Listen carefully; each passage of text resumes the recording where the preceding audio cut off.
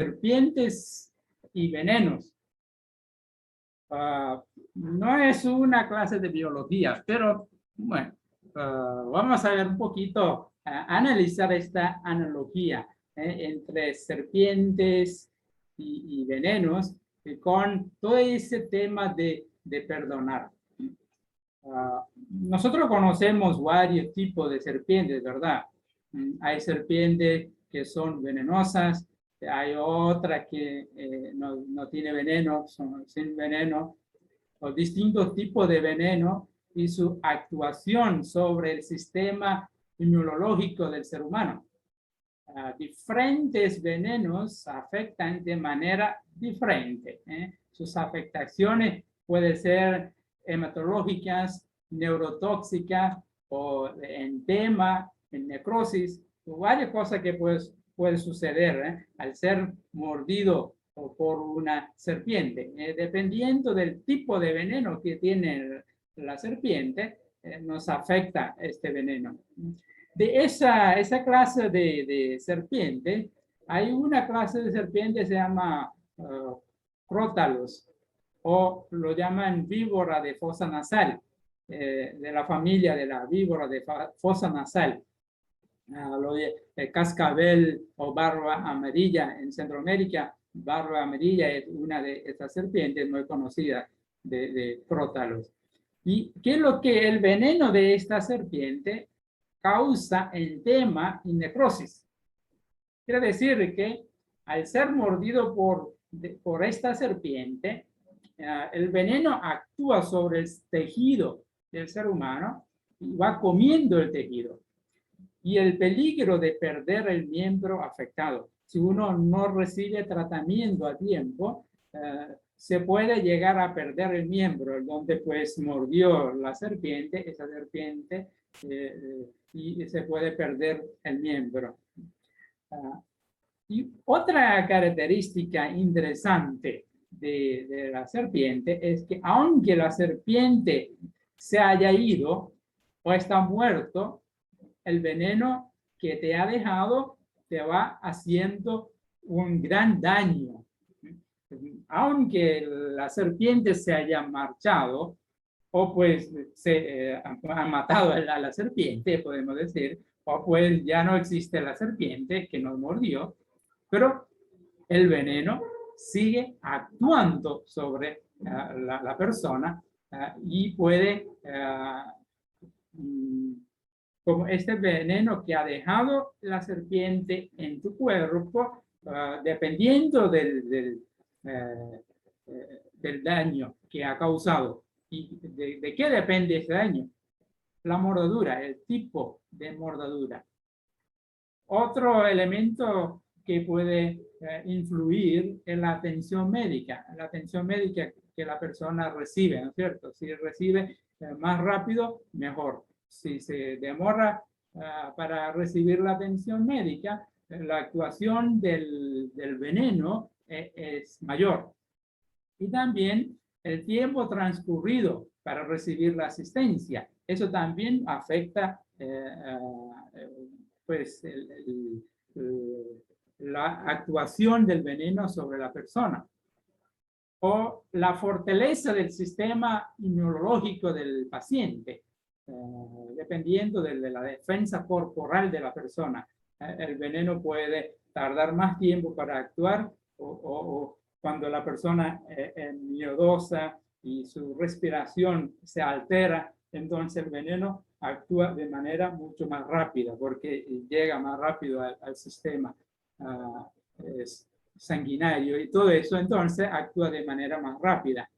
Y entonces todo eso va a afectar o va a influir la manera en que el veneno actúe sobre la persona. Es importante, como he dicho, aunque la serpiente se haya marchado, el veneno sigue actuando en la persona.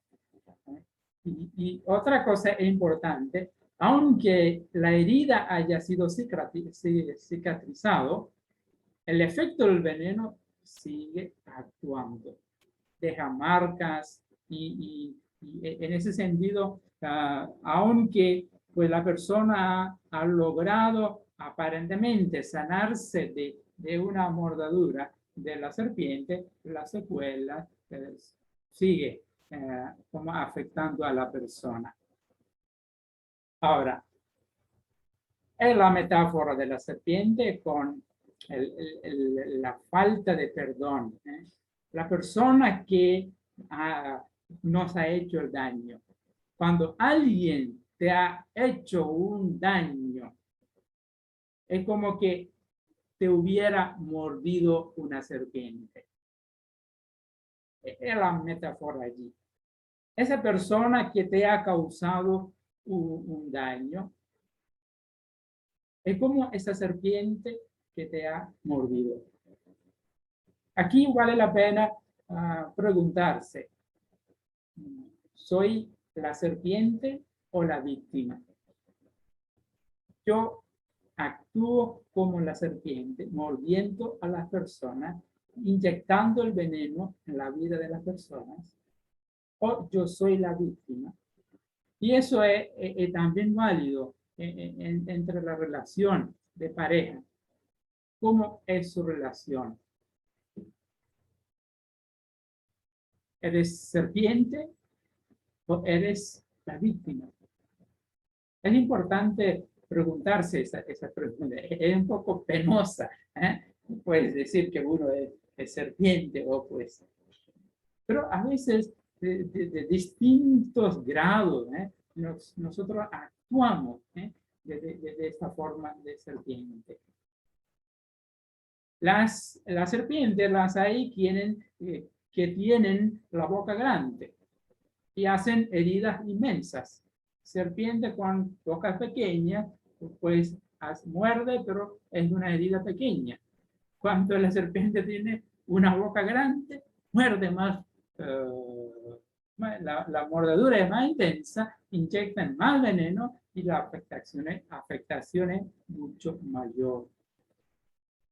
Una vez que te ha dejado de morder, curar una mordedura así puede ser largo y difícil, especialmente en ese caso de tipo de serpiente de crótalo. Ese tipo de serpiente, como la afectación es necrosis, el tejido, entonces toma mucho tiempo para curar la herida de esta mordedura. Entonces, toma tiempo para curarse y es difícil. Pero cualquier herida se cierra finalmente.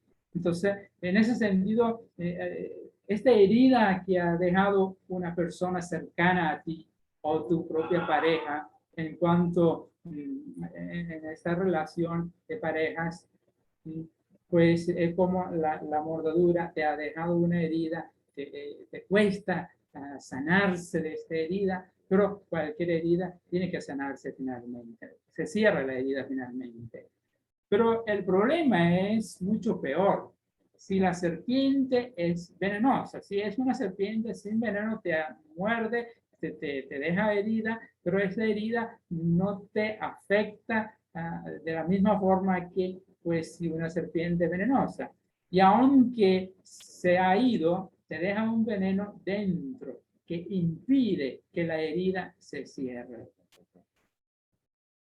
Los venenos más comunes son de la venganza. Aquí podemos identificar ahora, en esta metáfora de la serpiente, cuáles son los venenos que nos afectan, los venenos comunes. Ante todo, el primer veneno, podemos decir, es la venganza. Alguien me ha herido, o puede, en esta metáfora de la serpiente, pues la serpiente me mordió, yo quiero matarla. Entonces, la venganza. Segundo, el odio. Ahora, tengo un odio hacia todas las serpientes por la herida que me ha dejado. Otro veneno es el del ojo por ojo. ¿Me ha mordido? También la voy a morder. Bueno, en el caso, pues, a la culebra no la muerden. Ha habido un caso de no me acuerdo dónde sucedió eso. Me parece que en uno de los países africanos, parece, una serpiente mordió a un hombre y él se enojó tanto que agarró la serpiente y la mordió y la mató. Y después el hombre también parece que murió de la mordedura. Pues es la ley de ojo por ojo, ¿cierto? Si me muerde, yo lo muerdo también. Otro veneno, humillación. Sentir humillado, sentirse humillado, sentirse culpable. Y otro de los venenos que podemos identificar es la dependencia tóxica. Más adelante vamos a hablar de eso, de la dependencia tóxica, una relación tóxica entre la víctima y el victimizador. El veneno puede estar actuando durante muchos años y por eso la herida no se cierra. Porque este veneno que te ha dejado en tu alma va actuando por un largo periodo. Y por eso esta herida que te ha causado en tu alma, esa herida no se cierra. Y entonces el dolor no cesa durante todo ese tiempo. Tu vida pierde alegría, fuerza y energía. Tres cosas. Como resultado de este veneno actuando en tu vida, tú pierdes la alegría, porque el odio, la venganza, te quita la alegría de tu vida. Pierde fuerza y energía, porque mantener vivo un sentimiento de odio, un sentimiento de venganza, necesita mucha energía. Es como mantener el caldo hirviendo. Entonces tú necesitas fuego. Hay que meter más leña para mantener ese caldo hirviendo, ¿cierto? Y por eso pierde mucha energía, la persona pierde mucha energía al fomentar esos sentimientos de venganza, de odio, de humillación, de sentirse culpable, de la dependencia tóxica, todo eso. Entonces, como resultado de eso, la persona pierde la alegría, la fuerza y la energía. Cada vez que piensas en la venganza o la injusticia que te han hecho, la herida se abre de nuevo. La herida se abre. Y cuando se abre la herida, te duele. Porque recuerdas el daño que te han hecho. Y el recuerdo del sufrimiento que te lleva a sentirlo de nuevo. Y por eso, cada vez que piensa en la venganza, la herida se va abriendo de más y más. Y entonces, ese recuerdo de sufrimiento, y eso te hace sufrir de nuevo. Ahora, la pregunta es, ¿quieres sacar el veneno? ¿Quieres que este veneno salga de tu alma? ¿Quiere un antídoto para eso? Para que puedas realmente curar. No es una curación aparente, no es una sanación aparente. Quieres una sanación verdadera. Y eso pues, la llamamos el perdón auténtico, la experiencia del perdón auténtico. Entonces, la pregunta es eso. ¿Quieres sacar este veneno de su vida? Entonces la pregunta es, ¿cómo lo puedes hacer? Bueno, la respuesta es dejar de querer vengarte. Si quieres sacar este veneno de tu vida, la única solución es esa, dejar de querer vengarte. A eso se llama perdonar. Quitar este veneno de tu vida. para que el veneno no siga actuando sobre su alma. Y cuando el veneno actúa sobre su alma, eso refleja en su cuerpo todo el problema psicosomático, ¿no es cierto? Todo lo que cuando sufrimos en la parte del alma, de la parte de psique, todo eso se va afectando también al cuerpo. Y entonces, eso nos ubica dentro de ese tema que queremos tratar. Perdonar es sanar. Perdonar es sanar. Dice Henry, ¿quieren ser felices un instante? Vénganse. ¿Quieren ser felices siempre? Perdonen. Lo repito, interesante este pensamiento de ese autor Henry. Dice, ¿quieren ser felices un instante? Vénganse. Entonces la venganza te va a dar una felicidad de un instante nada más. Sí, esa persona me ha hecho daño, ahora he vengado, estoy feliz. Pero esta felicidad es corta, es de un instante nada más. En cambio, si la persona quiere ser feliz para siempre, perdón o perdonar es la manera. Quisiera leer este poema, un poema que ha escrito un autor francés, se llama Jean Monburke. Jean Monburke es un autor, más adelante pues voy a tomar muchos elementos de él en cuanto a ese proceso de sanación. Él escribe muy bellamente todo ese proceso de perdonar. Y pues un poema de él que dice, para que la vida se renueve, tiene el invierno que perdonar a la primavera al verano, el verano al otoño, el otoño al invierno. Tiene la noche que perdonar el día, el sol a la luna. Tienen los enamorados que perdonarse su deseo de estar juntos y a la vez sus ansias de libertad. Tiene la madre que perdonar al recién nacido, el padre al hijo autónomo y rebelde. Tiene que perdonar en sí el niño al adolescente, el adolescente al adulto, el adulto al anciano. Tenemos que perdonar a Dios por su creación imperfecta.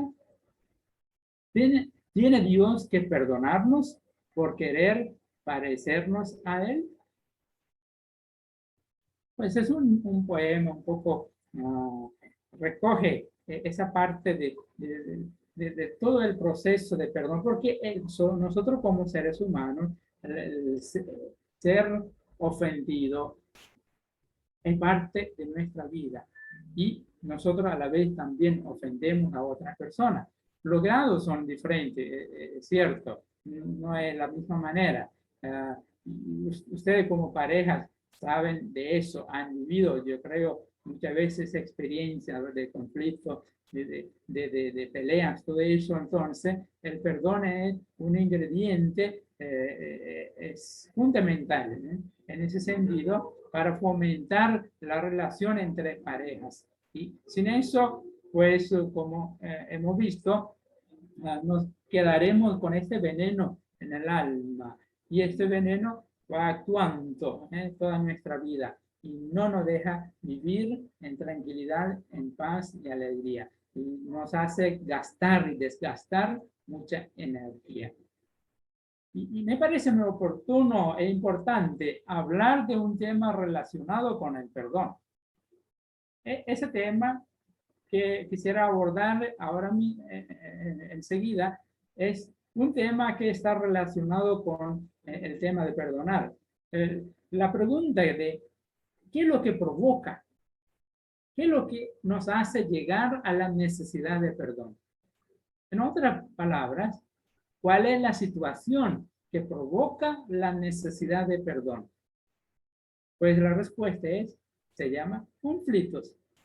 Si no tuviéramos conflictos, si tuviéramos una vida perfecta, una relación perfecta entre las parejas y una relación interpersonal perfecta entre diferentes miembros de la familia o pues en la sociedad, entonces no hay necesidad de perdón porque vivimos en perfecta armonía. Pero el hecho de tener conflictos en nuestra vida nos lleva a esa necesidad de experimentar el perdón. Entonces el perdón pues viene desde esta debilidad del ser humano, esa vivencia que parte de cada ser humano, los conflictos. En ese sentido, pues quisiera hablar, en primer momento, un poco sobre los conflictos en parejas. Yo he puesto ahí dos imágenes en la primera parte, ustedes si lo ven.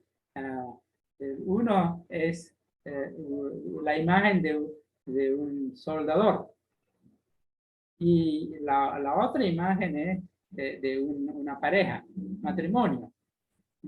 Ahora la pregunta es, ¿cuál es la similitud entre estas dos, entre soldar y casarse? ¿Hay alguna similitud entre estas dos cosas? Bueno, sí, hay. Es interesante. Es un poco de modo de como abordar esta cuestión de conflicto. La similitud que hay entre estos dos, el soldador, ¿qué es lo que hace? Une dos cosas, ¿no es cierto? Dos piezas. Entonces, el soldador une dos piezas. Y en el matrimonio, ¿qué es lo que sucede? También dos personas se unen.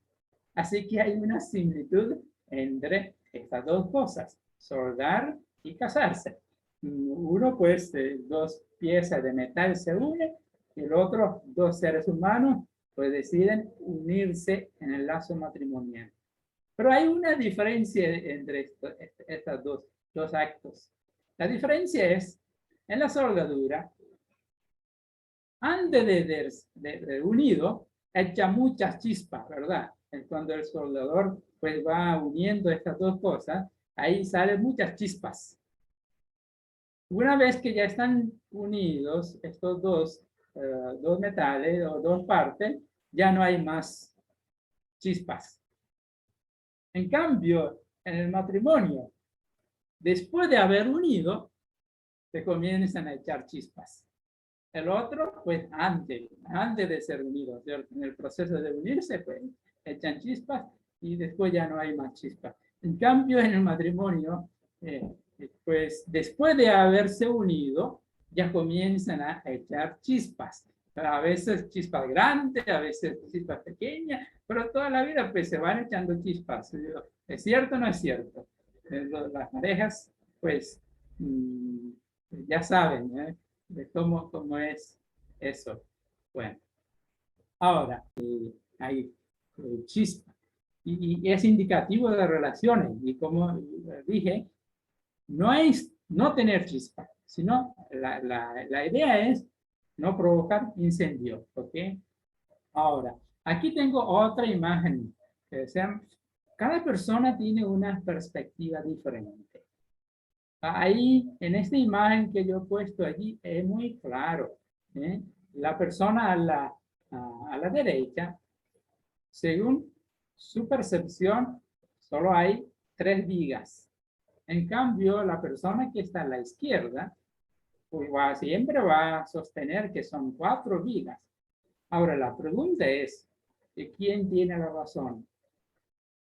La respuesta es difícil allí, ¿verdad? Depende de qué lado estás mirando.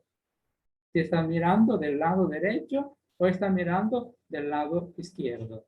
dependiendo de el lado de su mirada, puede ser 3 vigas o 4 vigas.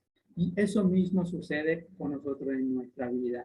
Cada uno de nosotros hemos sido formados de manera diferente, diferentes historias de nuestra vida, diferentes experiencias, diferentes percepciones. Y entonces, si yo me apego a mi forma de pensar, a mi forma de hacer, y yo digo que es absoluto, eso es la verdad, no hay otra verdad. Todo lo que yo digo es correcto. Entonces, nosotros nos vamos a quemar.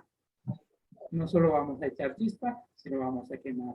Y por eso, comprensión, y por eso en el término bíblico, y Jesús lo ha repetido muchas veces y ha caracterizado Jesús mismo por esta actitud de compasión, ponerse en el zapato del otro. Si yo me hubiera cambiado el lado para ponerme en el zapato de aquel que está mirando del lado derecho, entonces yo entiendo por qué la persona dice que es 3.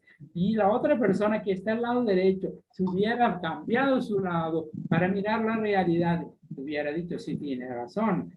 Pues, ahora, ¿quién está equivocado? Aquí está el problema. Yo no puedo categóricamente decir que tú estás equivocado. Tu experiencia es esa. Y esta es tu experiencia, tú formas tu juicio. Y tu juicio puede estar de acuerdo con el juicio de otra persona o no puede. Y por eso es importante. Ahora, la pregunta es cómo uno puede llegar a una mejor comprensión de la realidad. Yo creo que pues una vez, bueno, varias veces en homilía yo he dicho este cuento de los, ¿cómo se llama? Los ciegos, que unos ciegos fueron a ver un elefante. Pues claro, no pueden ver porque son ciegos. Entonces ellos comenzaron a tocar al elefante. Entonces uno pues agarró la pata, tocó la pata del elefante y dijo, el elefante es como una columna. El otro fue y pues agarró la cola del elefante y eso dijo que no, el elefante no es como una columna, el elefante es como una, ¿cómo se llama? Una escoba. Y el otro que agarró la oreja del elefante y dijo que el elefante era como eso que usan para, ¿cómo se llama? No me viene la palabra, pues para sacar aire, las mujeres que usan eso, como ventilador eso. Bueno, entonces ahora los 3 se pusieron a discutir, a pelear. Ahora la pregunta es, ¿quién tiene razón? Bueno, nosotros, una persona que tiene una visión de la realidad total del elefante va a decir que pues los 3 están equivocados y los 3 también tienen algo de razón. Ahora, la pregunta es cómo ellos pueden dibujar a un elefante. Cada quien comparte su experiencia. Al compartir su experiencia va dibujando esa parte. Así se completa la imagen del elefante. Y así es la pareja. Cada pareja tiene que compartir su experiencia, su manera, por qué uno dice es así y su razón de decirlo. Y la otra persona tiene que escuchar y así compartiendo ya llegan a una comprensión mejor y así puede ir construyendo sus relaciones. Ahora,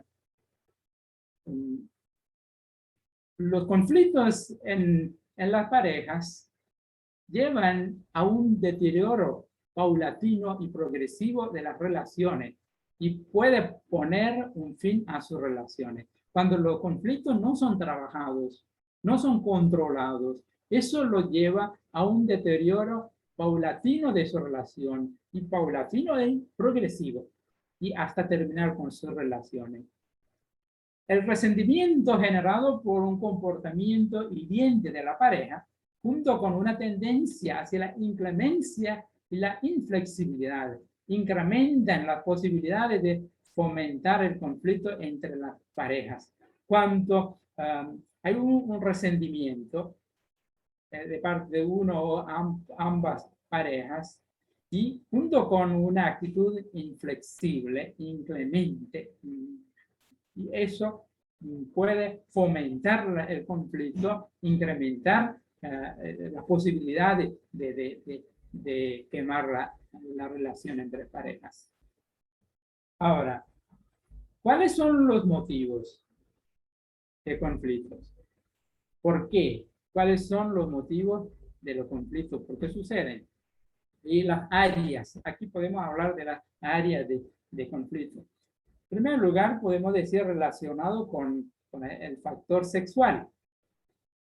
Pues en la pareja, todo ese elemento de la relación sexual es algo importante. Pues muchas veces, bueno, es como tabú, no quiere hablar de eso y muchas veces uno va sufriendo, ¿eh? Y la relación no funciona, todo eso, pues no se comparten y entonces es un área de conflicto entre parejas, ¿eh? Relacionado con el factor sexual. Y de allí pues viene también lo que es la infidelidad, los celos, y todo eso dentro del matrimonio.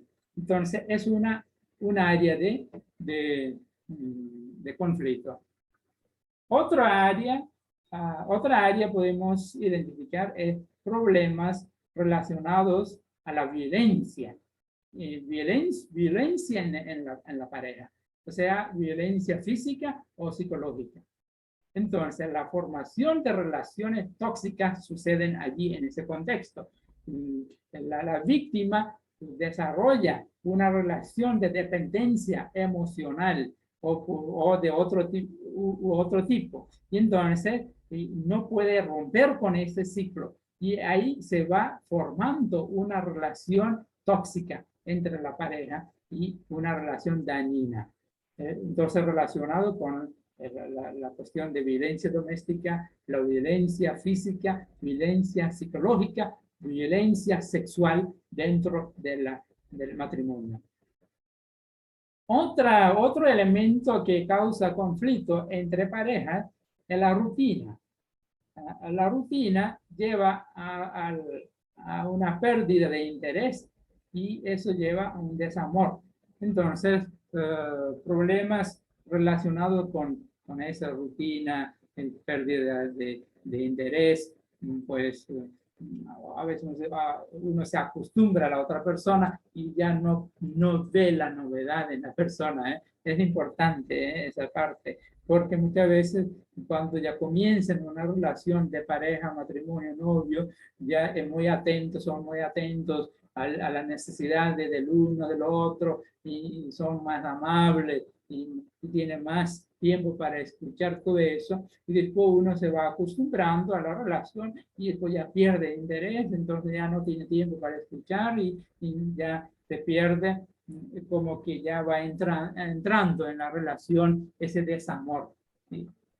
Otro factor que pues ha hablado también una pareja aquí, pues relacionado con factor económico y la dependencia económica, todo eso, ¿no? Y otro elemento que se puede identificar es relacionado con la comunicación, estilo de comunicación. ¿Qué estilo de comunicación tiene? Hay el elemento de respeto o falta de respeto en su manera de expresar con tu pareja, o expresando solo lo negativo. La persona solo, cuando hay algo positivo, se calla, no dice de su pareja. Cuando ve algo negativo, enseguida ya le dice la parte negativa. Entonces, este tipo de comunicación es muy dañina. Es comunicación selectiva. Yo solo veo el mal que hace mi pareja, lo negativo que hace mi pareja. Entonces, y lo digo. En cambio, lo positivo, lo digno, no lo callo, ¿cierto? Denigrar a la pareja ante otras personas. Es muy importante esa parte, porque eso deja una herida en la pareja. Cuando yo lo expongo ante otras personas, lo insulto, le uso palabras duras, delante de otras personas o de los hijos, todo eso. Y eso es un acto de denigrar a la pareja. Y eso deja una herida profunda, ¿eh? Son venenos que van infectando en las personas. Pues hablo de esa cosa porque es importante que ustedes en sus relaciones tienen que pues sentarse como pareja y reconocer cuáles son esos elementos que están provocando como conflicto en su vida, ¿eh? Entonces, porque el primer paso para cambiar es el reconocimiento. Cuando la pareja no reconoce que hay un conflicto en cualquiera de estas áreas, no lo van a trabajar. Entonces, ahí entra el mecanismo de negación y la negación es muy dañina, ¿no? Más adelante hablamos de eso, de ese mecanismo de negación. Y por eso es importante que pues ustedes en su ejercicio como pareja, sentarse y ver cuál de estas áreas está afectando, está echando chispa. Y esta chispa que están echando, pues hay que controlar, ¿no es cierto? Hay muchas maneras de controlar pues las chispas. Hay que preguntarle a los bomberos cómo lo hacen, ¿verdad?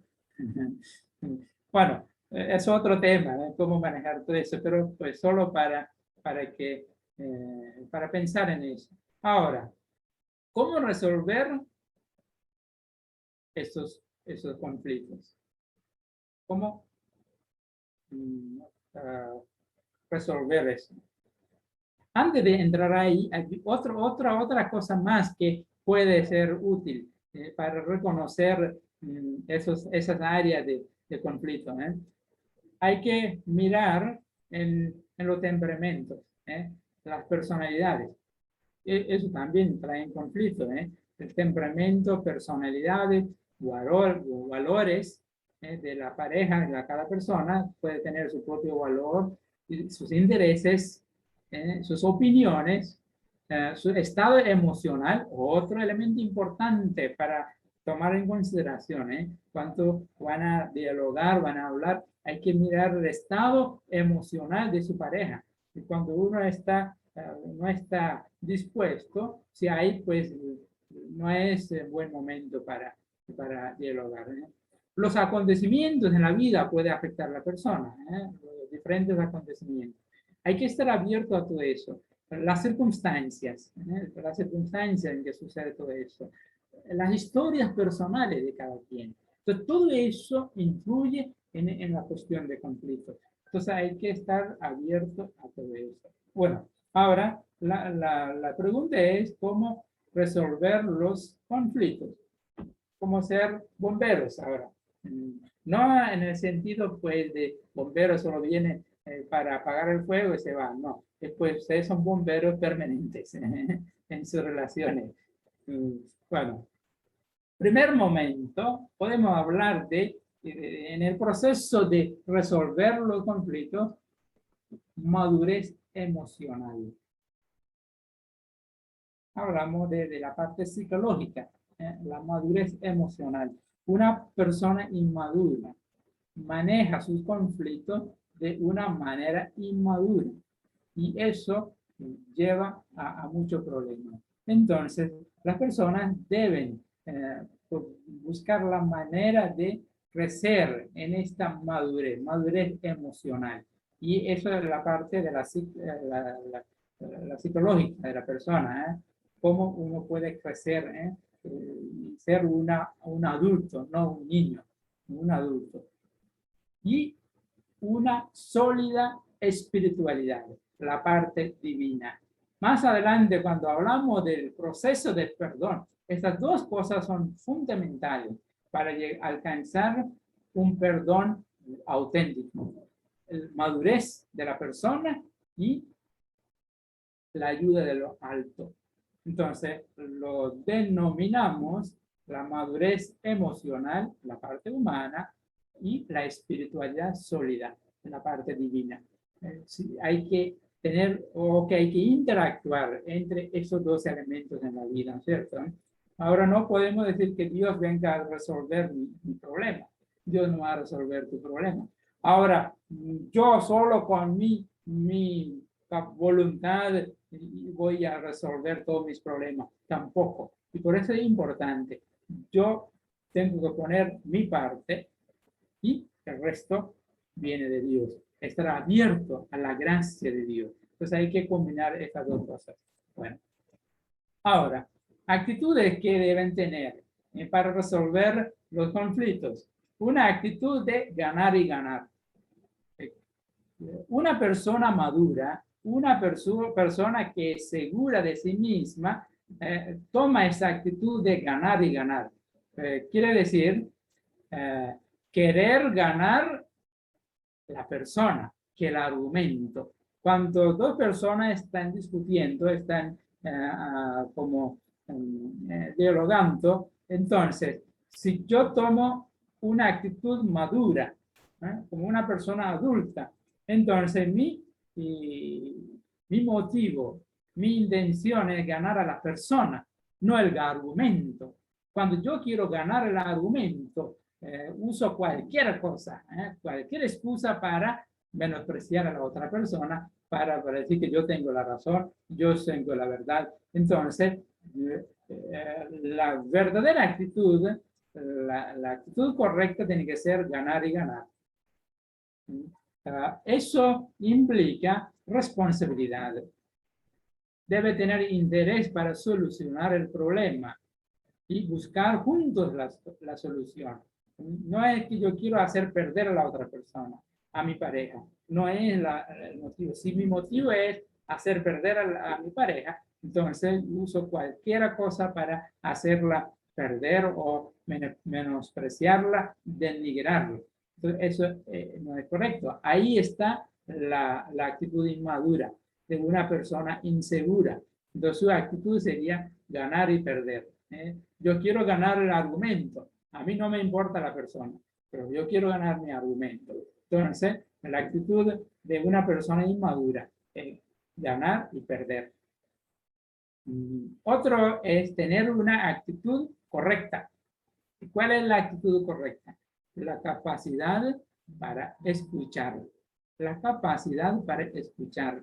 Esa es la actitud correcta.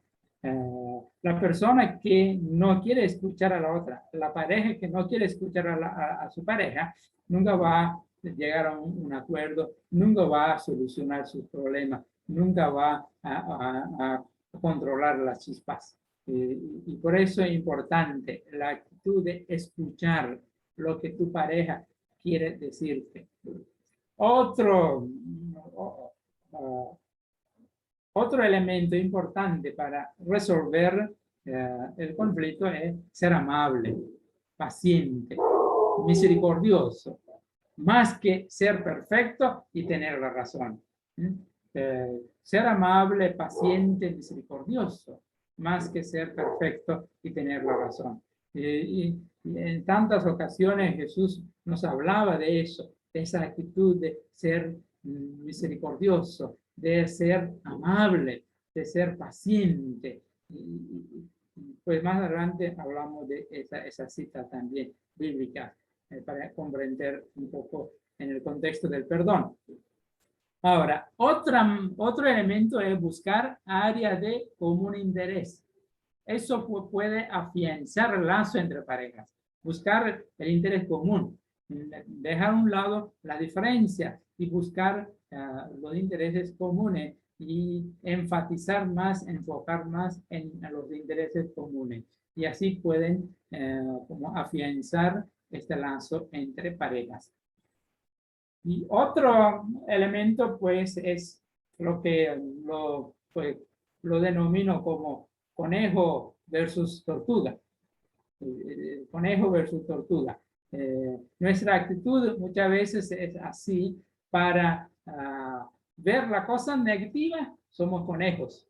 El conejo es rápido, corre rápido, ¿cierto? Entonces, agarramos esa actitud de conejo para ver la cosa negativa en la pareja.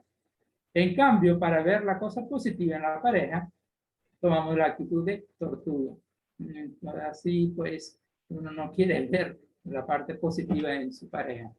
Aprender a ver lo bueno que tenga la otra persona ¿Por qué? Porque la negatividad engendra la negatividad. Entonces, eso va como desencadenar un ciclo vicioso, ¿no es cierto? La negatividad engendra la negatividad y eso va contaminando la relación y ese ciclo vicioso se va repitiendo. Aprender a ver lo bueno en uno mismo, aprender lo bueno que está en el otro, en la pareja.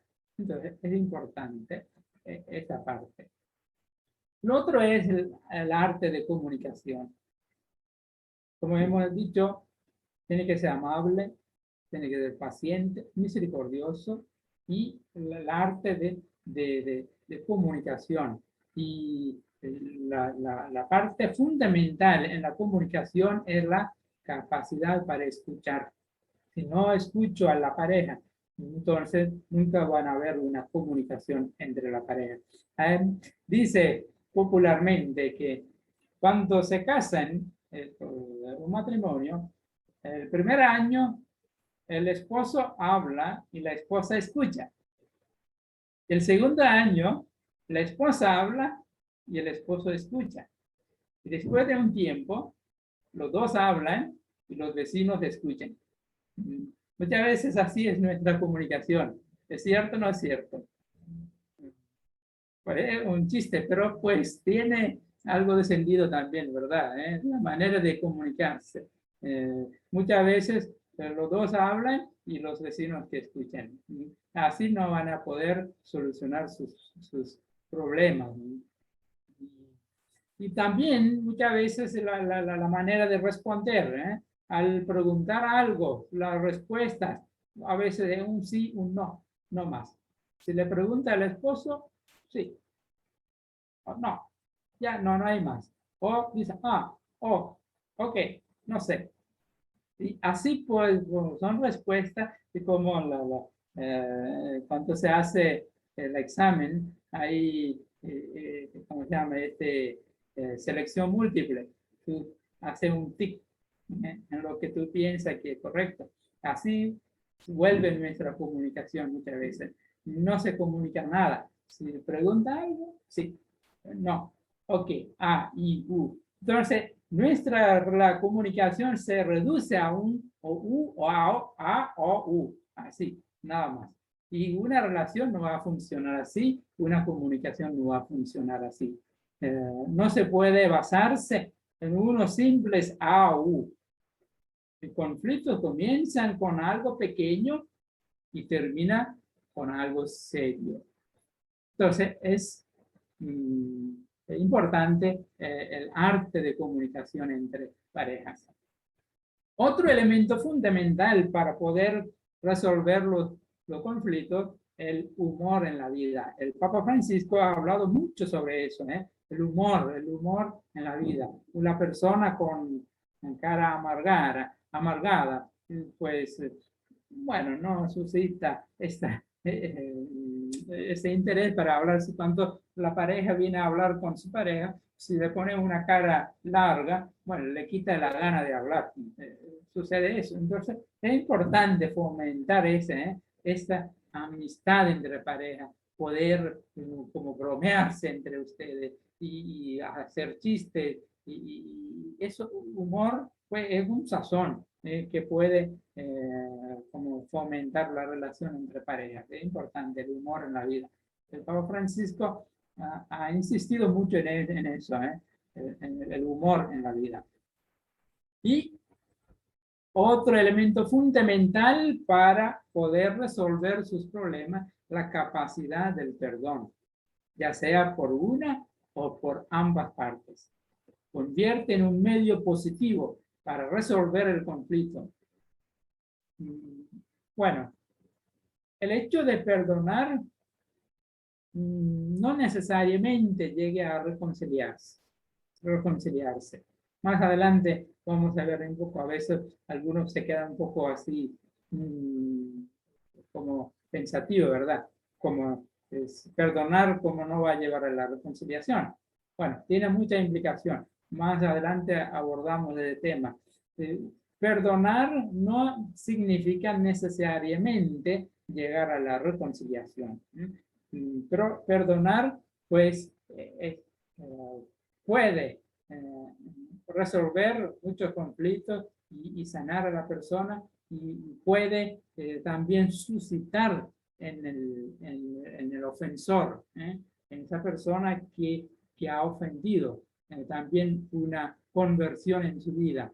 Y si esa persona pues llega a convertirse, ahí sí la reconciliación es posible. Si no, pues la reconciliación no es posible. Pero perdonar sí es posible. El perdón contribuye enormemente a la sanación de la misma persona. Y por eso el tema que perdonar es sanar. Bueno, ahora, unos pasos para ayudarles en ese proceso de resolver los conflictos. Primero, describir entre pareja, describir el motivo del conflicto, la acción que está desencadenando el conflicto, el comportamiento que está desencadenando el conflicto, la cosa que te hace sentir mal. Entonces tiene que decir, describir a la otra pareja que está provocando el conflicto, o pues los dos a veces pueden provocar. Entonces, el primer paso para poder resolver sus conflictos es describir, decir a la persona, bueno, cuál es este comportamiento, cuál es esta acción que te hace sentir mal. Segundo, expresar. Si no le dice, no vas a ver. Entonces, tiene que expresar tu sentimiento, no tu juicio. Muchas veces uno expresa el juicio. Tú eres malo, tú eres estúpido, tú eres así, tú eres así. Entonces, eso solo va a provocar más conflicto normal.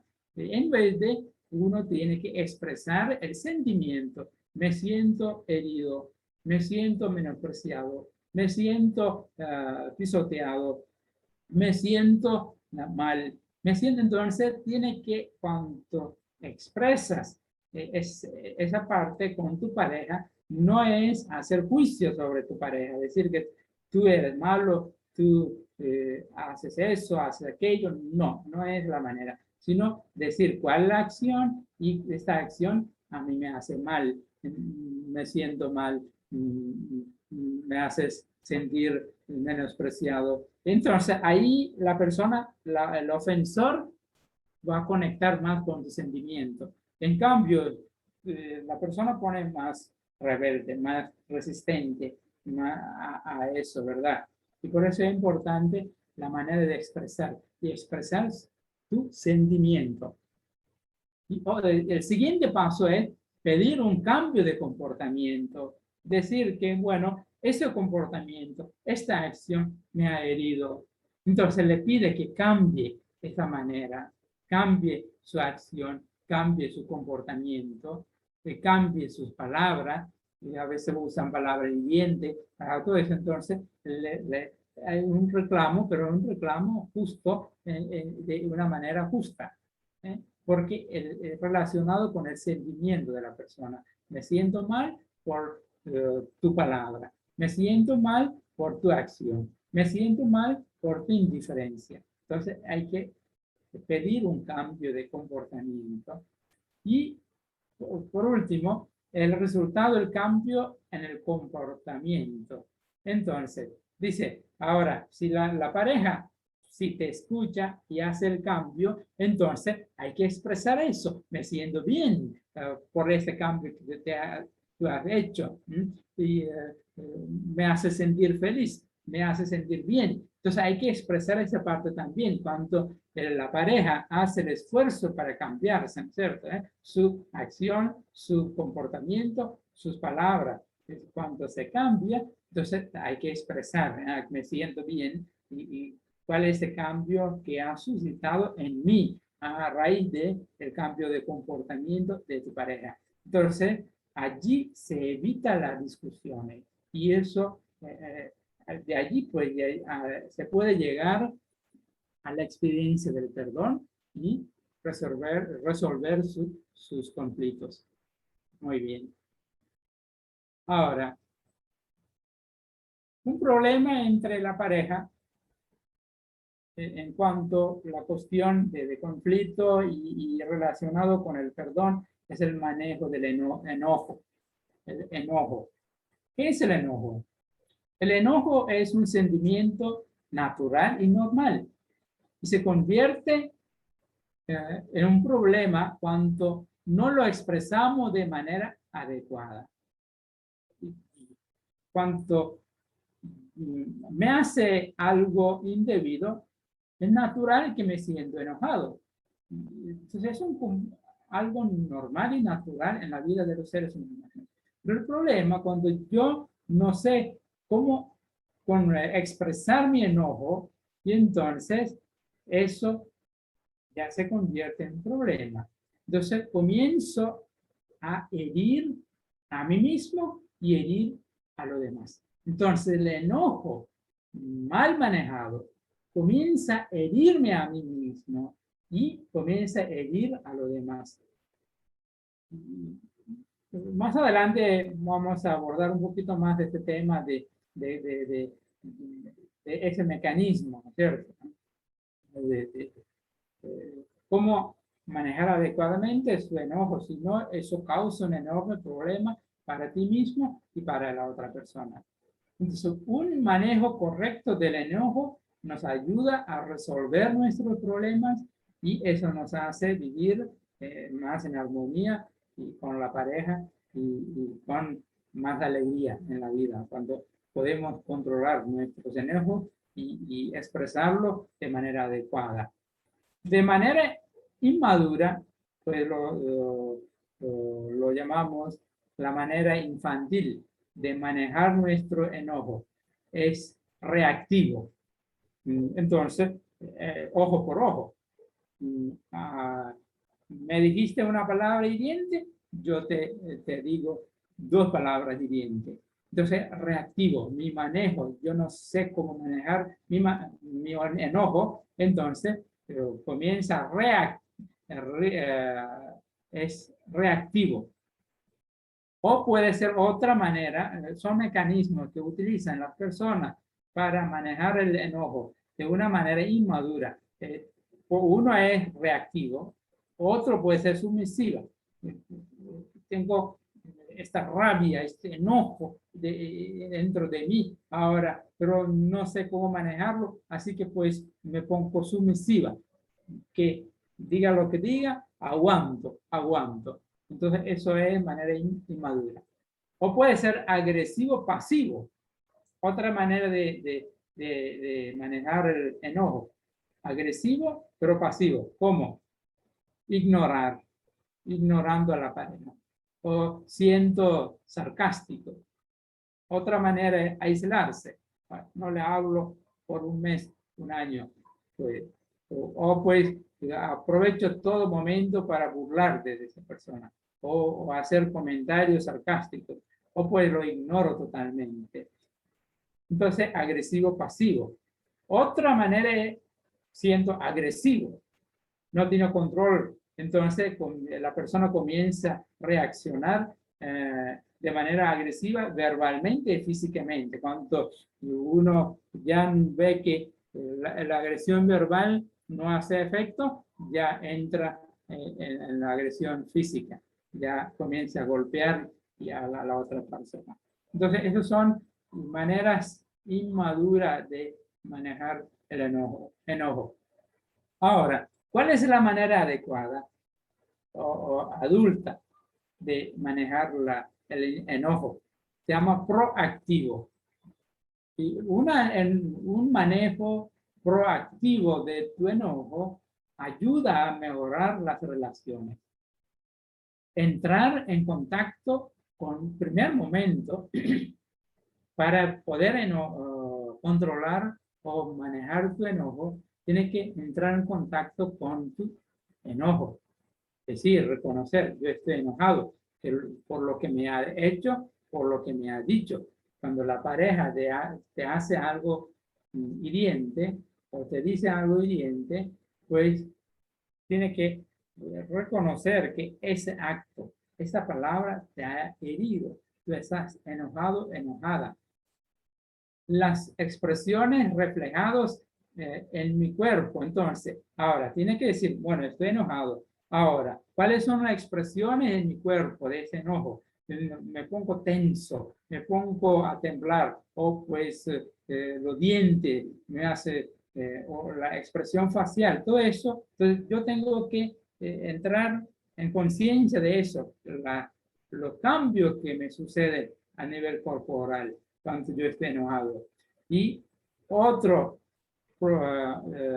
paso, decidir si es el momento correcto para expresarme. Ahora, es el momento para expresarme. Hay que decidir si estoy enojado, no puedo controlar mis expresiones. Entonces, a lo mejor no es el momento correcto para expresarme. Entonces, tiene que postergar su reacción, postergar su manera de decir. Hay un proverbio chino que dice, si eres paciente en un momento de enfado, escaparás de 100 días de dolor.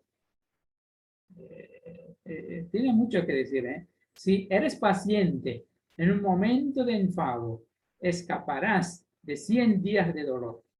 Por eso hay que ver, decidir si es el momento correcto, adecuado para expresar mi enojo. Cuando nuestras emociones son alteradas, nuestra razón es en su nivel más bajo.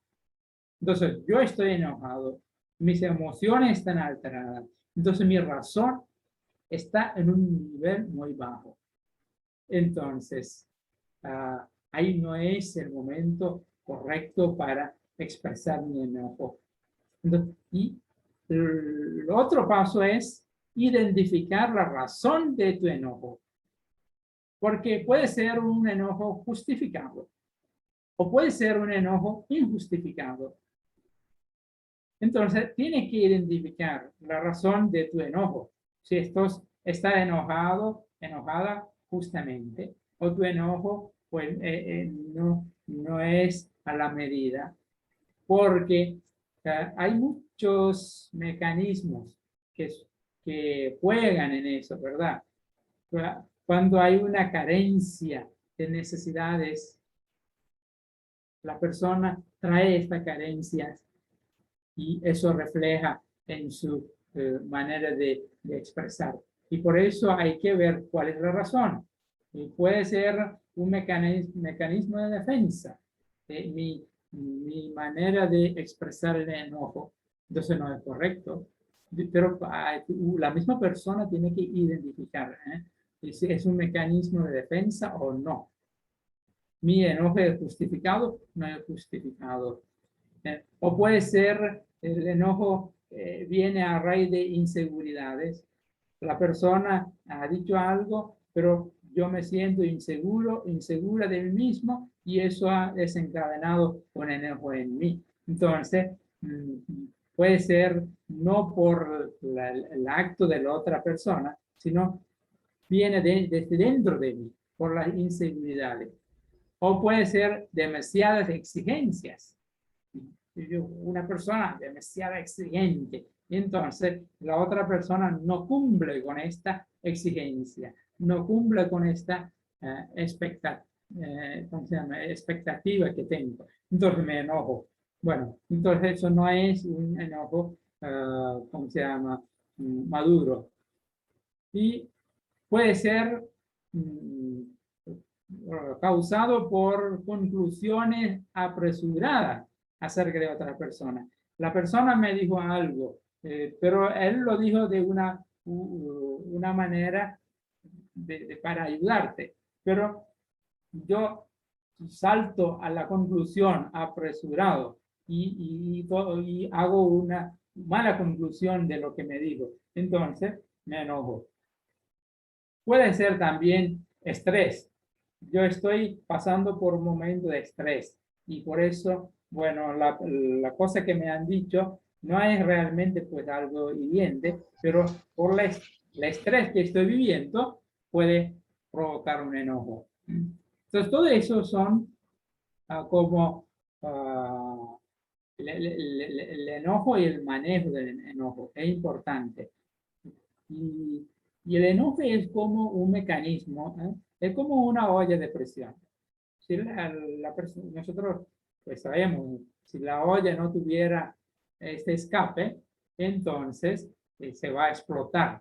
Y asimismo, si yo no sé cómo manejar mi enojo, porque el enojo va a estar parte de nuestra vida. Entonces, si no tengo esta manera de enfrentar una manera madura el enojo, va a actuar como una olla de presión que no tiene salida y se explota. Okay. Todo lo que nos hace enojar de las otras personas dice algo de nosotros mismos. Muchas veces es un reflejo de mi carencia, mi necesidad, mi problema, mi estrés. Entonces yo proyecto sobre otra persona. Entonces, todo lo que me hace enojar de esta persona, a lo mejor pues es algo que yo estoy proyectando, una falta en mí. Y ahora pues yo lo proyecto sobre la otra persona o la pareja. Y entonces ya que causa conflictos. Bueno, eso en cuanto a la cuestión de cómo manejar el enojo. Ahora, y el enojo, cuando no ha sido manejado correctamente, nos lleva a ese sentimiento, se llama resentimiento. Resentimiento. Hay una historia de una pareja, ¿sí? Dice que el esposo le causó tanto dolor, le provocó tanta herida a esa mujer, y su esposo le causó, pues, bueno, como hablamos, era una serpiente que pues la mordió y dejó el veneno. Y entonces, finalmente el hombre murió. Y cuando él murió, la esposa no mandó celebrar la misa para él, ¿no es cierto? No quiso mandarla a celebrar la misa. Es una práctica de verdad. Muchas veces nosotros los católicos hacemos eso, mandar a celebrar la misa para el difunto, todo eso. Entonces esa señora, cuando murió su esposo, no mandó celebrar la misa para él, porque le había causado tanto enojo en ella. Y el párroco la llamó y le preguntó por qué no había pedido celebrar la misa para su difunto esposo. Entonces ella le respondió, bueno, padre, bueno, si él está en el cielo, no hace falta que pues, yo celebre una misa para él, porque ya está en el cielo. Si él está en el infierno, pues tampoco no hace falta, porque una vez ya se está en el infierno no hay escape de allí, ¿cierto? Como sabemos la historia de Lázaro y el rico, ¿verdad? Ahí, Abraham le dice, hay un abismo entre los dos, así que no pueden cruzar de una parte a la otra. Bueno, entonces dice la señora, pues si él está en el infierno, tampoco no hace falta pues celebrar la misa, porque ya pues está allí. Y en caso de que él esté en el purgatorio, no quiero que se libre tan fácilmente por todo el dolor que me ha causado. Esa fue la respuesta de la señora. Si él está en el purgatorio, que quede allí un buen tiempo. Por eso no quiere celebrar la misa, para que él pague por su pecado. Bueno, pone en evidencia el resentimiento, ¿verdad? El resentimiento, bueno, por supuesto, por la herida que le causó su marido.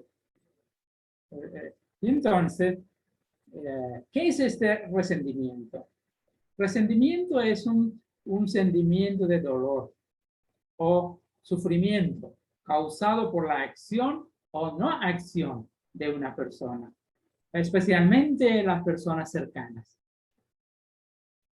Ese sentimiento de dolor, ese sentimiento de sufrimiento en el alma, y causado puede ser una acción, una palabra, o también no acción, indiferencia, es no acción, que causa también herida en la persona, y eso hace que la persona tenga resentimiento. Uno que debe amarnos uno que está cerca de nosotros. Y cuando ellos nos causan heridas, el resentimiento es mayor, la herida es mayor. Una persona desconocida, si me hiere, a lo mejor mi resentimiento es menor. En cambio, cuando la persona cercana, en ese sentido, pues la pareja, son personas que comparten la vida, y cuando causan una herida, el resentimiento es mayor. Y por eso es difícil muchas veces ese perdón. Y entonces llega a romperse y todo el problema relacionado con eso. Entonces, el resentimiento es lo que uno tiene que trabajar para llegar a lo que es el perdón. Ahora, ¿por qué nos afecta el resentimiento? Nos dejamos que el sentimiento de resentimiento nos define. Por ejemplo, mi pareja hace un comentario negativo de mí. Yo sé que, pues, no es cierto. Entonces, no tengo por qué sentirme tan herido, porque yo sé quién soy. Pero cuando yo dejo que este comentario de mi pareja me defina, ahí entonces ya como que soy muy susceptible a eso.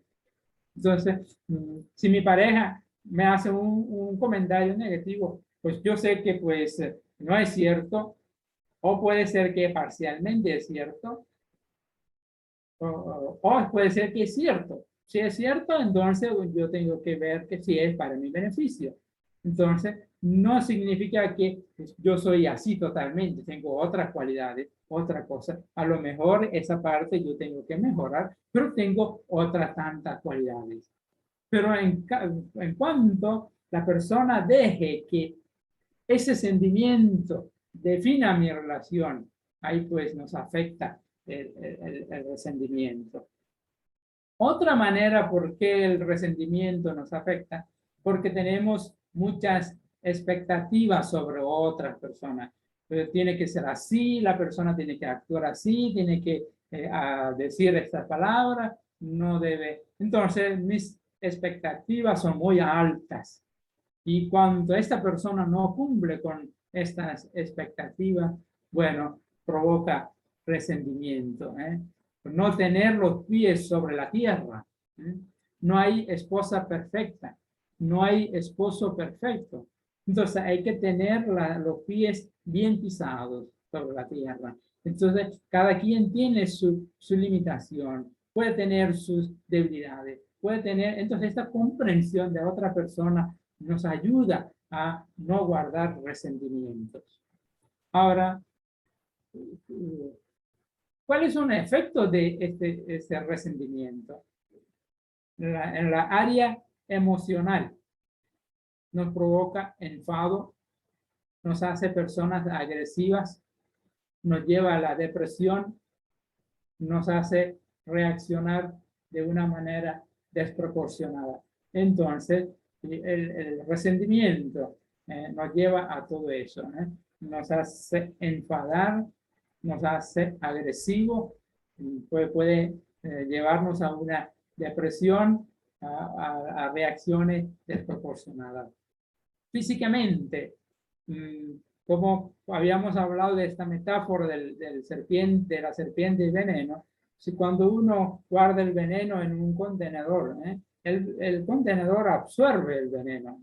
Asimismo, cuando yo guardo el resentimiento, el odio, eso va afectando mi alma, mi mente, mi psique, y eso pasa al cuerpo. Entonces me afecta físicamente todos los problemas psicosomáticos y me afecta espiritualmente, afecta mi relación con Dios. No puedo rezar, no tengo tranquilidad en mi vida, comienzo a cuestionar todo. Entonces, el resentimiento, el odio, todo eso me afecta emocionalmente, físicamente, espiritualmente. Yo soy una persona, o me convierte en una persona enferma. Y por eso hay que sanar. ¿Y cómo sanar? Bueno, Lo paso para ahora sanar. Antes de describir un poco todo este proceso de perdón, podemos así, en forma puntual, podemos decir primero, compartir tu sentimiento con alguien. Cuando tú tienes resentimiento, odio, quiere venganza, todo eso, comparto con alguien. Es importante eso, decir esos sentimientos con alguien. Lo otro, darle el beneficio de duda a la persona que nos está causando el sufrimiento. Cambiar el centro de atención. ¿Cómo podemos cambiar el centro? No preguntarse por qué a mí me está haciendo eso o por qué aquello me está haciendo o por qué él o ella está haciendo eso. No, el enfoque no debe ser la persona que me está afectando, sino el enfoque tiene que ser mi experiencia. Yo estoy enojado, yo tengo resentimiento, yo tengo odio, yo quiero vengar. Entonces yo cambio el enfoque. Si yo me enfoco en la persona, entonces siempre busco la manera de vengarme de él. En cambio, yo entro en contacto con mi sentimiento, entonces ahí ya me ayuda para cambiar, ¿no es cierto? Y para eso compartir con alguien. Al compartir con alguien, ya uno entra en contacto con su propio sentimiento, sea venganza, sea odio, sea resentimiento, lo que sea. Entonces, al hablarle a la persona, a la otra persona, expresar eso, yo estoy enfocando a mi persona, no tanto a la persona que está causando eso. Y el tercer momento es pedir la gracia de Dios, porque humanamente es difícil perdonar. Por eso hay que pedir la gracia de Dios para poder perdonar. Y por último, el perdón puede cambiar al agresor también. Al perdonarle al agresor, puede ser que suscite una conversión en esa persona y se cambie. Y si el agresor logra cambiar, ahí pues llega la reconciliación. Si no logra cambiar, entonces yo pues me curo de esa sed de venganza, este odio, y logro perdonar. Pues la otra persona pues, pues llega a reconciliarse o no, pues eso depende de la otra persona. Yo no puedo imponer ahora eso sobre la otra persona. ¿Ok? Ahora, la persona herida puede caminar por la vida hiriendo a los demás. Cuando yo estoy herido, y eso refleja en mi manera de vivir, actuar, decir, y eso va hiriendo a mis hijos, a mis amistades. Entonces, yo voy reflejando mi herida sobre los demás. Entonces, voy como que inyectando de este veneno que me han inyectado, lo voy inyectando sobre otras personas. De todo eso, perdonar es la manera más eficaz de sanarnos de nuestra herida. Pero el perdón auténtico no es un proceso fácil. Y por eso es importante pasar por el proceso de perdón. Ahora, ¿qué es perdonar? Antes de responder a esa pregunta, ¿qué es perdonar? Podemos ahora preguntar, ¿por qué no queremos perdonar? ¿Por qué a las personas les cuesta perdonar? Muchos de nosotros tenemos dificultad para perdonar. Hemos escuchado muchas expresiones así. He tratado y no puedo. ¿Cómo voy a perdonar tan grande ofensa? Él o ella no merece el perdón. Yo no le perdono. Dios le perdonará. Que sufra él o ella por todo lo que me ha hecho. Así, estas expresiones son muy comunes, ¿verdad? Uno escucha en cuanto a ese tema de perdón. Y eso pone en evidencia la dificultad para perdonar. No es un proceso fácil, es difícil. Y entonces, ¿Cuáles son las razones que la persona no quiere perdonar? Primero, hay una falta de voluntad. Yo no quiero, y por eso yo quiero vengar, yo quiero como fomentar ese odio. Entonces, no hay voluntad de la parte de la persona. Entonces ya no llega a perdonar. Segundo, negación de la herida. La persona no reconoce que fue herida. Entonces, la negación es un mecanismo. La persona como quiere tapar eso. Porque dice, bueno, me ha hecho daño, pero pues, no le doy importancia. Pero es como ¿cómo se llama? Cuando uno quema la madera, después se cubre la ceniza, pero la madera todavía está ardiendo debajo, ¿cierto? No se ve, pero por arriba como que no hay fuego, es solo la ceniza. Así es la negación. Cuando yo niego que me ha herido una persona, yo sufro de esta herida. Entonces, ¿cómo tener la ceniza encima? Pero por debajo está hirviendo la persona. Otra razón por qué no quiere perdonar es la falta de conocimiento y conciencia de heridas más profundas y del pasado. Muchas veces no es esta herida que me ha causado esa persona, sino son heridas que vienen desde mi niñez. Puede ser heridas causadas por otras personas, de mis papás o mis hermanos o por otras personas, o ha causado una herida enorme. Puede ser experiencia de abuso, experiencia de abuso sexual, todo eso de niñez, y ahora la persona no quiere reconocer esta herida y lo lleva dentro del alma, y ahora en la relación de pareja todo eso aflora y entonces afecta en la relación. Ahora, puede ser que no realmente tu pareja te esté hiriendo, pero por toda esa experiencia de herida de su niñez, del pasado, te está afectando. Entonces, eso puede ser una razón porque no quiere perdonar, ¿cierto? Otra razón que no quiere perdonar es el deseo de tomar venganza. Oh, me ha hecho daño, yo tengo que vengarme. Entonces, es otra razón que no quieren perdonar. Otra razón es el miedo. El miedo, si yo le perdono, ¿qué va a suceder? ¿Va a seguir haciendo el mismo daño? ¿Me va a seguir hiriendo? Entonces la persona tiene miedo. Entonces por eso no quiere perdonar. Otra razón es el orgullo. Ahora, ¿cómo yo lo voy a perdonar? Si me ha hecho tanto daño, que venga él a pedirme el perdón. Entonces, eso puede ser el orgullo que está impidiendo el proceso de perdón. Otra razón puede ser falta de fe. Falta de fe. Yo no creo en Dios, ni en su perdón, ni en su misericordia.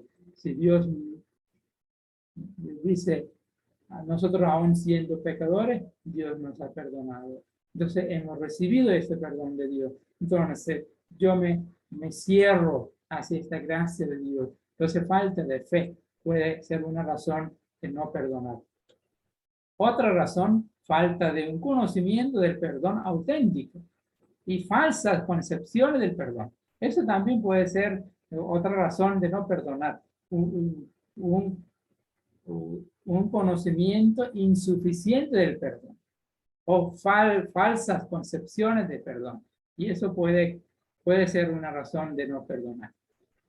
Ahí nos lleva al siguiente tema. ¿Cuáles son estas falsas concepciones del perdón? Falsas maneras de comprender el perdón. Porque el perdón puede ser un desafío y un poco, para decir, puede desafiar nuestras maneras de comprender todo eso es lo que pensamos acerca del perdón. Pues y cuanto hablo de las falsas concepciones del perdón, eso puede desafiarnos un poco, ¿eh? Puede causar un poquito, ¿es así o no así? Ok. Primero, perdonar no es olvidar. Yo creo que ustedes han escuchado muchas veces eso, ¿no es cierto? Yo perdono, pero no olvido eso. Pero es cierto, perdonar no necesariamente quiere decir olvidar. Es un conocimiento o un concepto falso de perdón. Perdonar no significa olvidar, ¿no? No es igual que olvidar. Como frases como no puedo perdonarle porque no puedo olvidar. O también dice olvídalo todo. O dice otra manera, pasa la página. No te quedes ahí, pasa la página. O déjalo al pasado, al olvido. Si fuera tan fácil, entonces no hay necesidad de perdonar. Si yo puedo olvidar lo que me sucedió, una amnesia, por ejemplo, yo imagino que ustedes saben que es amnesia, ¿cierto? A veces la persona sufre de una amnesia temporal, ¿no? Cuando sucede un accidente, le golpea un golpe duro a la cabeza, puede provocar una amnesia temporal. ¿Y qué es lo que sucede cuando la persona, después de este golpe, no se acuerda de nada? Si no se acuerda de nada, pues no hay necesidad de perdonar, ¿verdad? Bueno, como no se olvida, ahí sí necesidad de perdonar, porque eso es parte de tu vida. No es tan fácil para decir que, bueno, olvídalo todo, o pues pasa la página. No es fácil así. Pues, como dije, si no se acuerda del daño causado o de la herida, entonces no hay necesidad de perdón. Los que tienen buena memoria no van a poder olvidar. Eso quiere decir que los que tengamos o pues tenemos buena memoria, nunca vamos a poder perdonar, porque mi memoria pues es buena, así que yo me acuerdo de lo que me sucedió, así que nunca voy a poder perdonar. O quiere decir que los que tienen mala memoria pueden perdonar más fácilmente. La memoria no juega mucho en eso, ¿eh? No es sinónimo de perdonar, ¿eh? Tener una mala memoria no es sinónimo de perdón.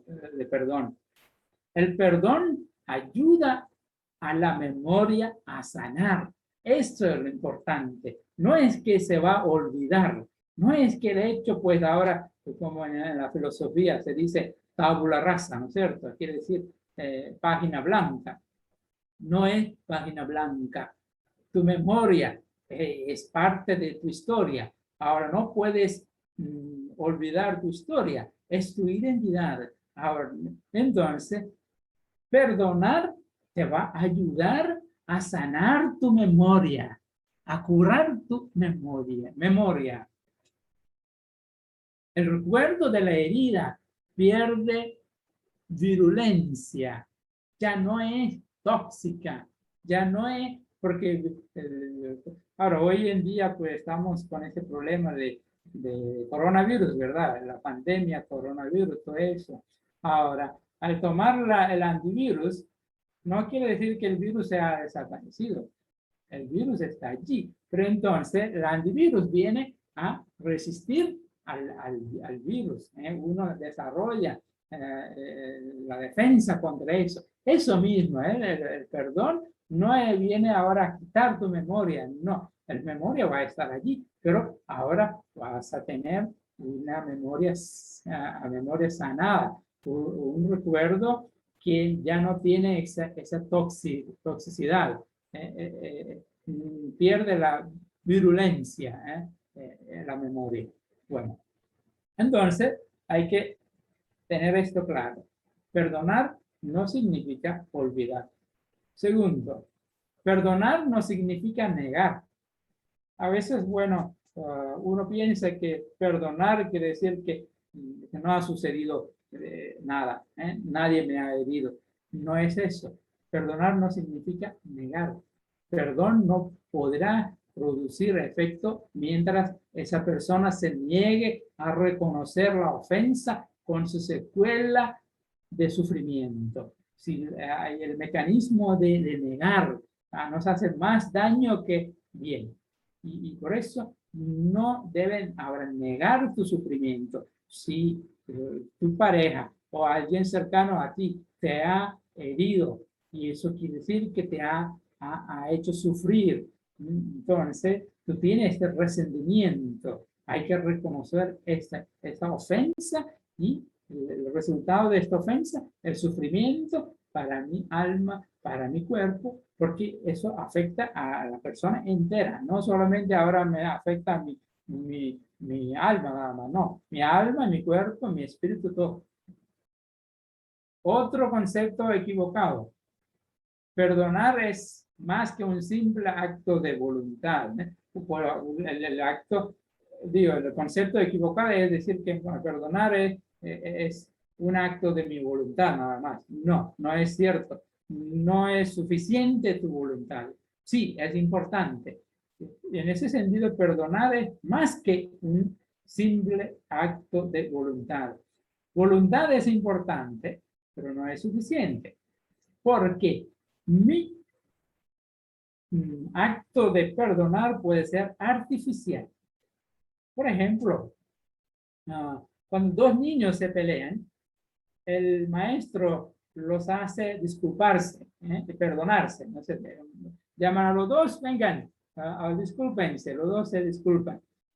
Entonces, puede ser que el niño dice, me siento, lo siento, solo para complacer al maestro. Eso no es un verdadero, ¿cómo se llama? Acto de perdón, ¿no es cierto? Y así puede suceder también cuando, si solo mi voluntad, entonces puedo aparentarme, pues le doy el perdón, pero realmente no lo he perdonado.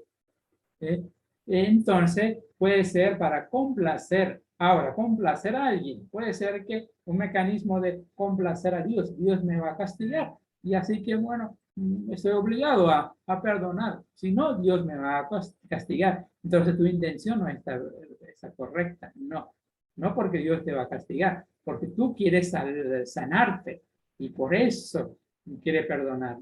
El proceso del perdón es un proceso más o menos largo en función de la herida que te ha causado, la reacción del ofensor y los recursos del ofendido.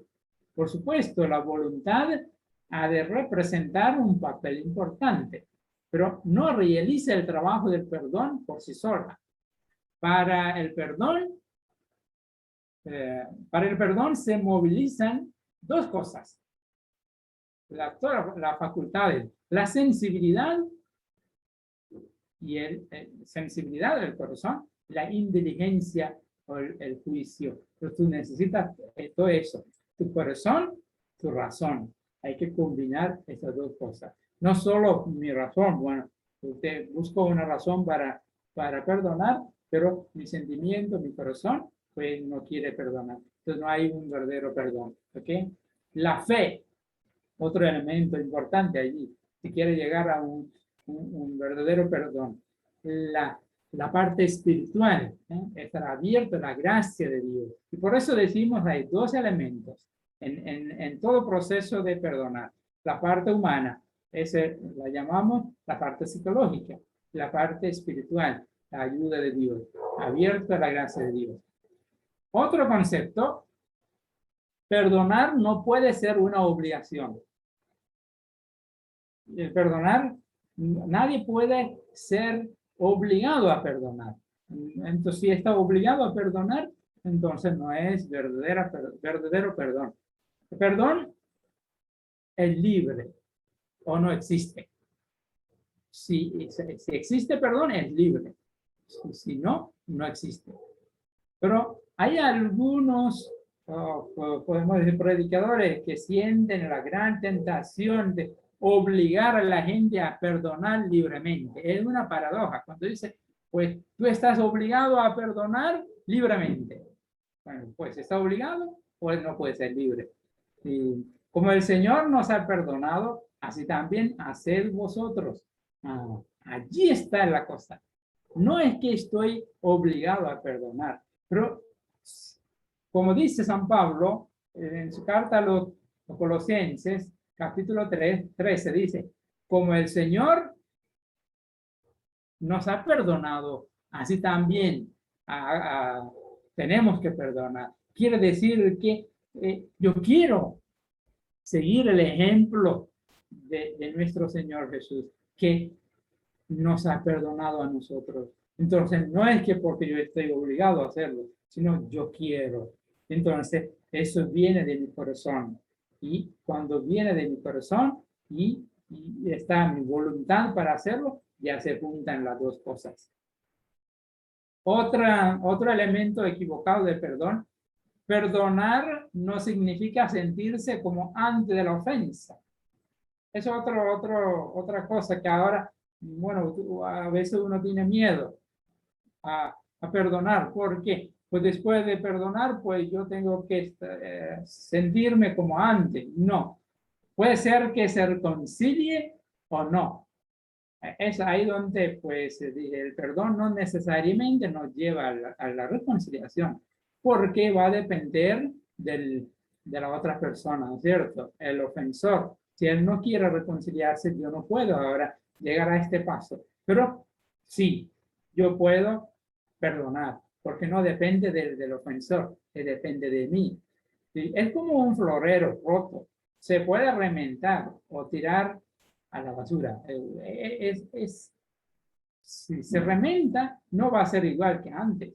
Pero la solución fácil que muchos hacen es tirar a la basura. Hay un cuento, pues ahí dice, un nieto le preguntó a la abuela, abuela, ¿por qué hoy en día hay tantos divorcios, tantas separaciones?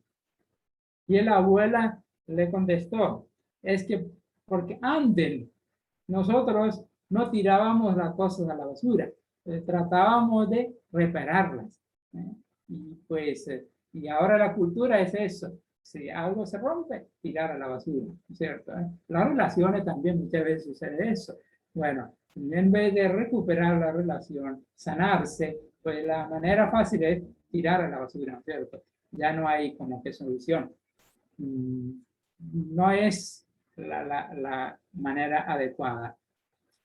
Bueno, autoconvencerse que no ha pasado nada es vivir una mentira, ¿no es cierto? Después de perdón, pues uno dice que, bueno, ahora no me ha pasado nada. No es cierto, es una mentira. Ha pasado algo, pero te has curado, te has sanado. Es importante. Ahora, perdonar al otro no significa disculparle. ¿Qué quiere decir eso? No quiere decir que disculpar a la otra persona de su culpa. No, yo al perdonar a mi ofensor, no quiero decir que yo estoy eximiendo a esta persona de su culpa. No. Es un concepto erróneo de perdón. Sí, que bueno, yo le disculpo de su falta. No, no se disculpa. Cada quien tiene que pagar, tomar responsabilidad de su acto. Y por eso perdonar no significa que yo estoy como eximiendo a la persona, al ofensor de su falta. No. Perdonar no es una demostración de superioridad moral. Ahora dice que yo pues estoy en posición de perdonar y entonces es como humillar a la otra persona. Entonces yo le perdono como para humillarlo. Entonces eso como una apariencia nada más. No hay un verdadero perdón. Perdonar no consiste en traspasarle la responsabilidad a Dios. Es importante eso. Es una equivocación que muchos de nosotros hacemos al decir que, bueno, yo te perdono, pero Dios no te va a perdonar. ¿cierto? A veces uno dice, sí, Dios va a hacer la justicia. Yo te perdono, pero Dios, o dice, el perdón solo corresponde a Dios. O, bueno, eso no es un pretexto para descargar en Dios la propia responsabilidad. Ahora, al decir eso, pues yo estoy diciendo que ahora la responsabilidad es de Dios. Entonces yo no tengo que hacer nada. No es cierto. No podemos traspasarle la responsabilidad a Dios. La necesidad de recurrir a lo espiritual como un elemento esencial del perdón, pero también, en primer lugar, hay que prepararse en el plano humano para recibir la gracia de Dios. Y por eso, insisto en eso, el perdón es una acción humana y a la vez una acción divina. Yo tengo que curarme en la parte de psicológica, todo lo que es ese veneno en mí. Tengo que sacarme de eso. Si no lo hago, la acción divina no me va a penetrar, no me va a entrar. Y por eso no puedo ahora dejar la responsabilidad a Dios y decir que Dios me sane, me cure. No, yo tengo que pasar por este proceso de sanación, de esa terapia de sanación para estar abierto a la gracia de Dios y ahí se completa el perdón. Entonces, no pasar la responsabilidad a Dios. Y por último, perdonar no es un síntoma de debilidad, no. A veces uno piensa que si yo le perdono a la otra persona, pues yo soy débil, por eso no. Sino que se puede perdonar cuidando de que no nos hagan daño de nuevo. Es importante. Ahora, si perdonar no significa que yo tengo que someterme a eso. Ahí se habla de una relación tóxica, la verdad. Entonces, bueno, yo sigo sufriendo, sigo sometiéndome a este maltrato, pues y le perdono, pero ahí no hay perdón. Y entonces el perdón no es un síntoma de debilidad. Entonces, esos son los conceptos falsos.